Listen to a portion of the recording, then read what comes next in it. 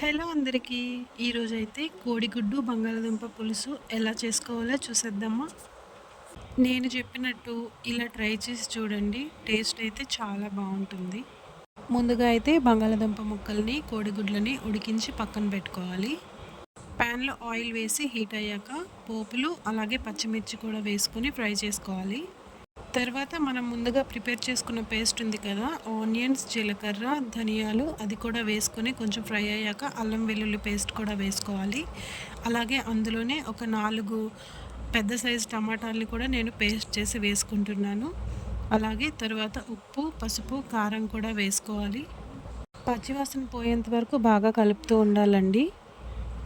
తర్వాత మనం కొంచెం చింతపండు రసం కూడా వేసుకోవాలి.